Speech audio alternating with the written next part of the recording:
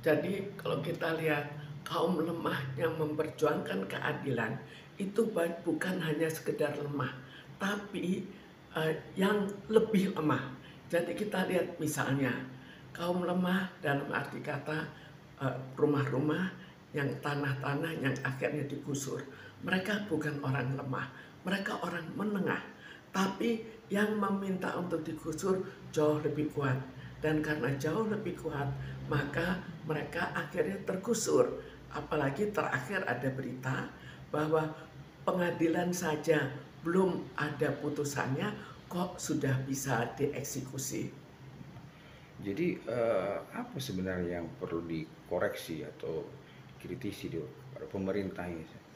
Saya pikir di sini kita jangan melihat orang dari kebenaran disesuaikan dengan ya ke power daripada orang itu, bahwa betul-betul hukum dijalankan.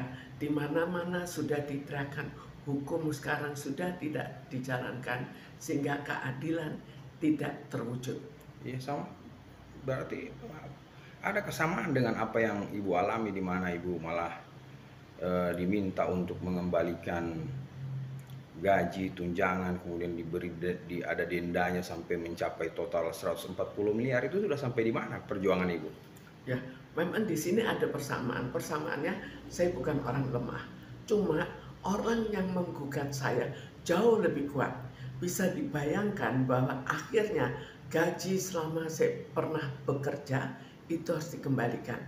Jadi mereka memanfaatkan baik-baikin saya untuk bekerja, dan setelah sudah puluhan tahun hasil kerja saya tidak dibutuhkan lagi karena sistem-sistem di perusahaan sudah dibentuk, akhirnya saya diminta untuk mengembalikan gaji yang lebih besar, jauh lebih besar daripada apa yang pernah saya berikan, apa yang pernah diberikan ke saya. Kemudian saya juga otomatis meminta bantuan. Bagaimana peraturannya? Apakah itu memungkinkan? Bagi saya sangat mengecewakan karena saya pergi ke Menaker dan akhirnya tidak terjawab. Saya tanya, apakah gaji selama bekerja dapat dikembalikan? Hanya dijawab kalau ada kelebihan bayar ya diambil saja, dikurangi saja. Jadi tidak menjawab apakah gaji bisa diminta kembali. Tapi saya lewat orang lain menanyakan, apakah gaji bisa diminta kembali? Nah, jawaban Menaker, gaji adalah hak, tidak dapat diminta kembali. Kenapa? Kalau saya menanyakan jawabannya lain, kalau orang lain yang menanyakan jawabannya lain juga. Bagaimana kalau nanti ini merajalela, gaji-gaji diminta kembali, dikembalikan? Kan jadi tambah kacau. Kita lihat PHK sudah terlalu berlebih, lalu gaji bisa diminta kembali. Apa akan tidak terlalu parah? Kalau harapan saya, Menaker membela secara seharusnya. Jadi kalau memang tidak boleh dikembalikan, beritahukan tidak boleh dikembalikan. Kalau boleh dikembalikan, itu ya suatu yang sangat aneh kan, orang bekerja puluhan tahun bisa diminta kembali. Berarti dalam hal ini Kemenaker untuk kasus Ibu yang diminta kembali 140 miliar ini diduga tidak netral dong, Bu? Kalau bagi saya tidak netral. Kalau orang lain nanya kok hak dan tidak boleh diminta kembali.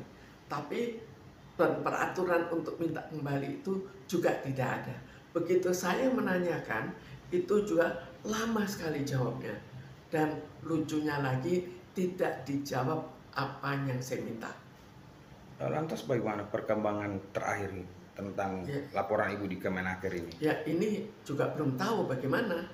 Karena akhirnya dikatakan, oh saya coba untuk menanyakan kembali. Oh ya, ini kalau untuk saya harus diselesaikan dalam level lebih tinggi. Kok lucu, ini kan pertanyaan sederhana. Tapi minta laporan-laporan. Jadi saya pikir, kalaupun nanti setumpuk data saya berikan, apakah akan diberikan? Tapi jelas seharusnya kalau sekedar menanyakan begitu, kan tidak perlu pakai semua data saya berikan.